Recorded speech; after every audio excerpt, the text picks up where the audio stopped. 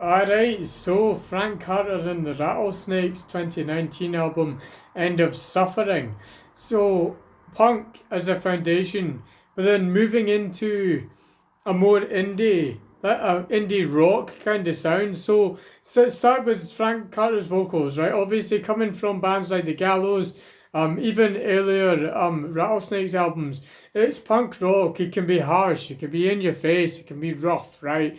But then with this, he's moving his vocals are incredibly versatile, and he's moving more in a kind of Alex Turner from the Arctic Monkeys kind of direction, and the band comes with him on this. So yeah, you like obviously the Arctic Monkeys matured over time, so it is more like a mature indie rock with a punk basis kind of sound that you've got going here, right? So beginning of the album was Why a Butterfly Can't Love a Spider, stripping it all back a second, be a more somber tune with a small guitar riff, a dun dun dun dun, creeping kind of thing.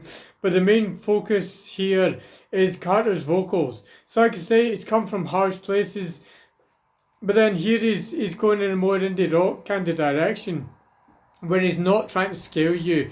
It is his fantastic vocals and what they can do on this tune, setting the stage for, sure, we're harsh, but then we're not going in that harsh direction with this album, right? So moving on from this intro, right? Good to set the stage. Moving on. So later on in the album is a perfect example of Little Devil, of this mature indie rock kind of thing. So you've got the indie predominantly coming from Carter's vocals and the band coming with him on that. But then the band individually have their bits. Mainly the drummer I'm talking about, they go in a more rock sort of direction. Like with him, like you could probably even specify it to Queens of the Stone Age kind of sound. Maybe even go further of Dave Grohl's Queens of the Stone Age jazz band Songs to the Death kind of sound about it. He's got all these wee frills and twirls, licks and stuff like that. Wee fills that just kind of sound, give it a wee bit of a bite. Sound that sure, they're a bit indie-ish, but then there's a rock kind of attitude about this as well. It has it. So going on this kind of sound, you've got the harsher one. So Tyrant Lizard comes right after Why Butterfly Can't Love a Spider.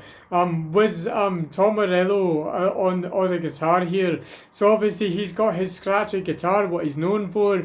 But then this tune generally just having a more overwhelmingness about it. Like sure, it's powerful, and you need to watch out for the Tyrant Lizard, right? In other ways, on this harsher sort of sound, you've got Heartbreaker, which goes on a more like straight classic punk kind of sound. Mainly you hear that in the drums with the hi-hats, sounding something like that you would expect off of like a B-52's album, or classic like the Misfits. Like they're just that like classic punk rock, and like I say, you hear that major in the hi-hat. This is an incredibly versatile album though. So moving on to Crowbar, you've got this kind of punk based mature indie rock kind of sound, but then puts it in a more swingy shuffle triplet kind of feel. Let's say hear this mainly in the drums. So you've got the swing, the triplet, or you've got the shuffle. You've got those basses, but then put this mature indie rock on top of that, and it just complements it so perfectly and shows that this punk-based mature indie rock can be put in that position, and there's so much more you can do with it from there. Going on to tunes like Angel Wings or Supervillain, that just goes on more straight, sort of darker, harsher kind of place, which I guess this album with Carter's vocals, with what he's singing about, that is the more theme of the album. This is a dark place to be, and it's not harsh and in your face and gruff like that, but it is a kind of dark place to be.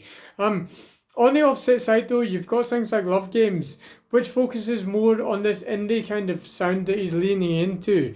That focuses more on the mature indie rock, that Arctic Monkeys done before, but then with this punk foundation leaning into that a lot with the tune Love Games. So you have got this incredible versatility across the whole album. With the bands, with Frank Carter. Of course, Carter's vocals on every single tune are incredible, no matter what side he's going, the harsher or the indie side, whatever he's doing. It's an incredibly versatile album with an incredibly versatile, amazing singer on the top of all of it. So overall, they come out with a very interesting album here, which sounds absolutely amazing, right? So nice one, like. Until next time, take it easy.